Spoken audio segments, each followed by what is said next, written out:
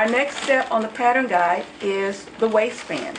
And it's telling us to stitch the ends of the waistband together. We're going to sew the right sides together. Let's do our 5/8 back stitch.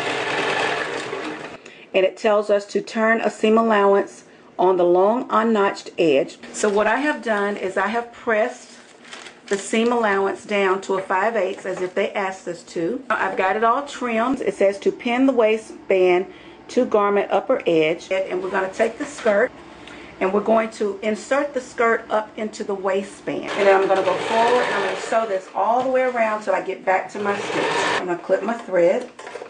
And it tells us to press the seam forward. Now here are our final set of instructions. It says to turn the waistband to the inside along the fold line. Here's the waistband. I'm folding it up and I'm taking that fold edge and folding it down. So now as you see, I've pinned my waistband all the way around. Now we're going to do a permanent stitch on the waistband to keep it in place. Stitch forward, back stitch, and now I'm going to stitch all the way around. Okay, we're going to stitch a top edge, and what we're going to do is we're going to start at the same spot and we're just going to stitch very close to the edge to give like a finishing stitch. Okay, now our next instruction says to cut the elastic the measurement of the waist plus 1 inch. When we measured Raylene, her waist measured a 29, so that means we're going to cut the elastic to a 30. So there we go right there. There's our 30.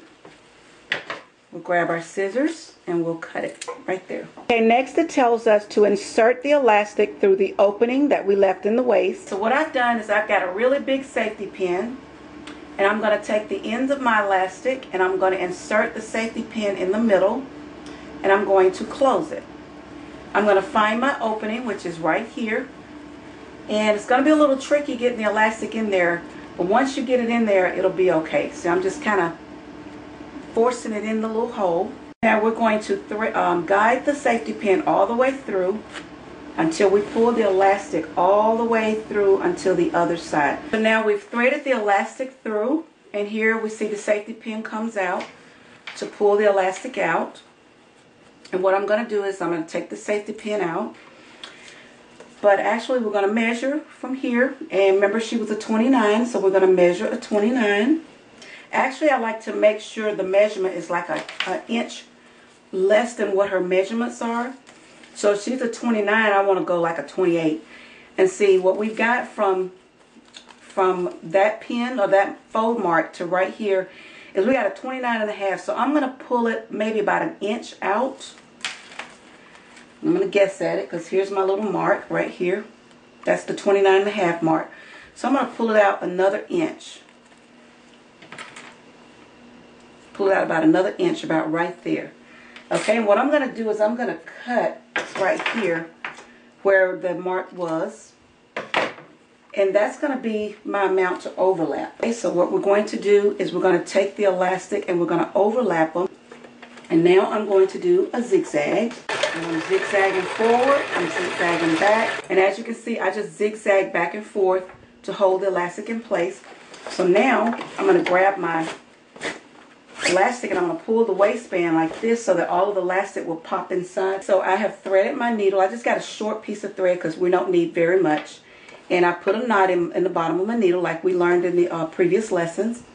And we're just going to go inside and we're just going to close up. We're going to grab one side and we're going to grab the other and just close it up. Now here's a close-up of me closing up the seam. So I'm just going to go and grab both sides. And I'm just going to close it all the way up till we get all the way to the top. And when I get to the top, I'm just going to do a knot back and forth maybe a couple of times to finish it off. Now that we finished our garment, our skirt, we're going to press it.